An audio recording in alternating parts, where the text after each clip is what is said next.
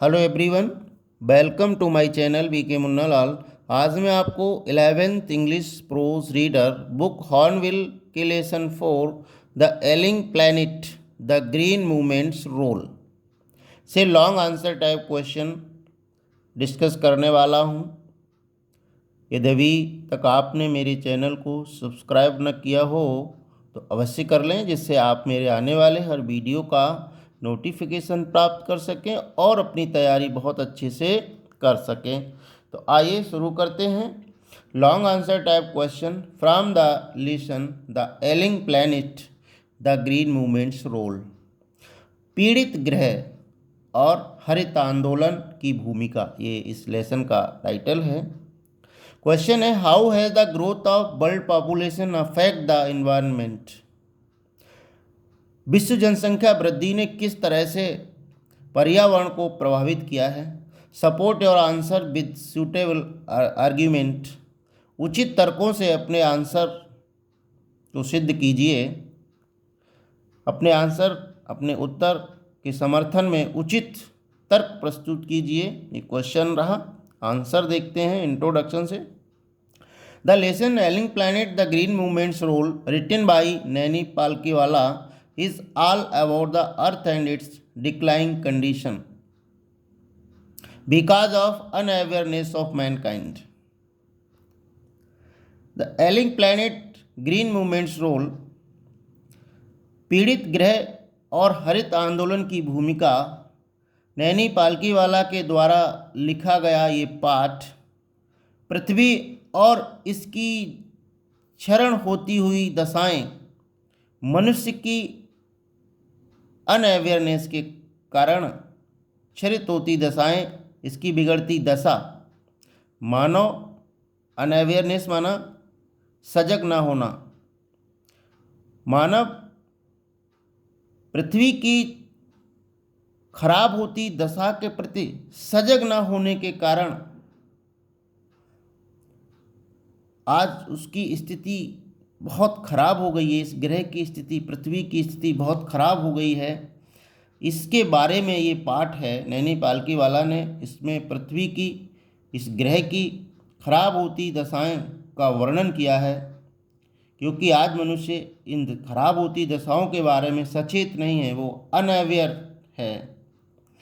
It is mentioned by various social agencies and dedicated dignitaries that there can be no survival without trees and other natural objects.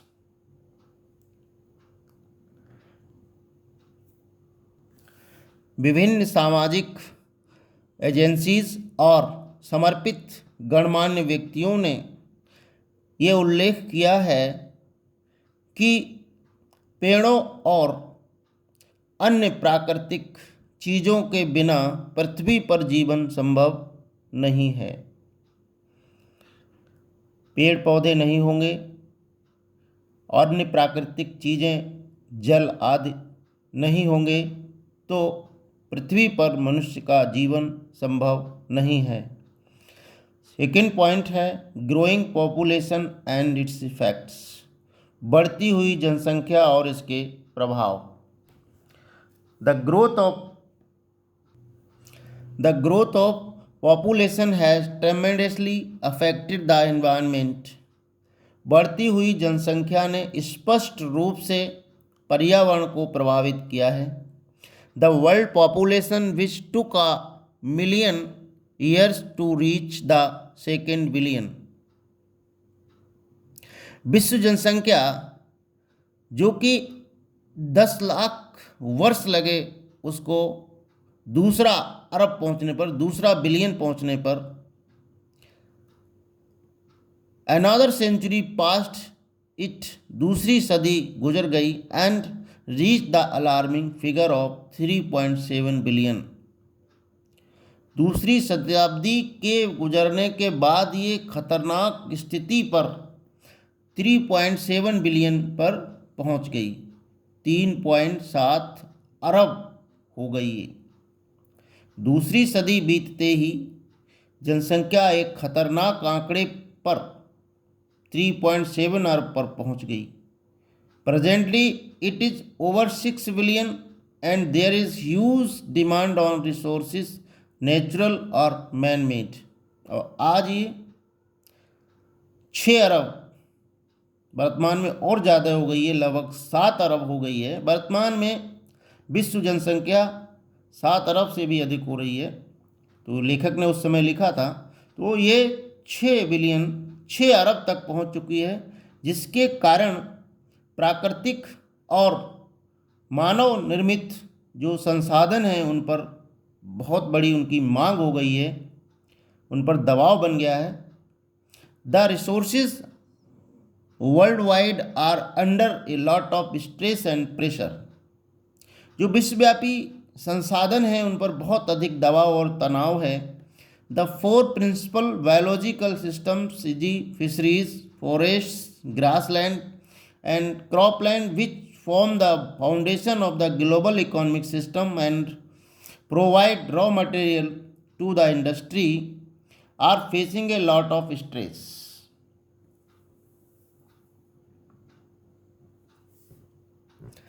The resources विश्वव्यापी जो संसाधन हैं वो अत्यधिक तनाव और दबाव में हैं। वैश्विक अर्थव्यवस्था के 4 प्रणालियां मत्स्य, वन, घास के मैदान और कृषि योग्य भूमि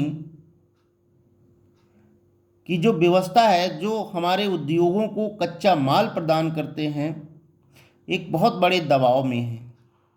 विश्व अर्थव्यवस्था की रीढ़, विश्व अर्थव्यवस्था की नींव, फाउंडेशन, जो 4 जैविक प्रणालियां हैं, 4 प्रधान जैविक प्रणालियां हैं, मत्स्य पालन, जंगल, घास के मैदान और क्रॉपलैंड, यही हमारे उद्योगों को कच्चा माल प्रदान करते हैं।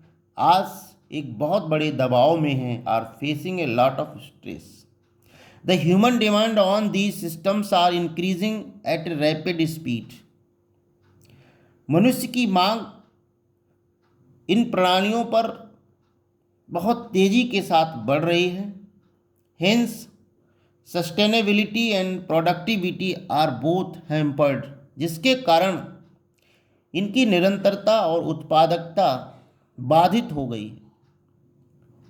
व्हेन दिस हैपेंस, जब ये घटित होता है, फिशरीज क्लॉप्स, मत्स्य धराशायी हो जाता है। फॉरेस्ट डिसअपियर, जंगल गायब हो जाते हैं। ग्रासलैंड बिकम वेस्टलैंड, घास के मैदान बंजर भूमि हो जाते हैं। एंड क्रॉपलैंड डिटेरियोरेटेड, और जो कृषि योग्य भूमि है वो अनुपजाऊ हो जाती है।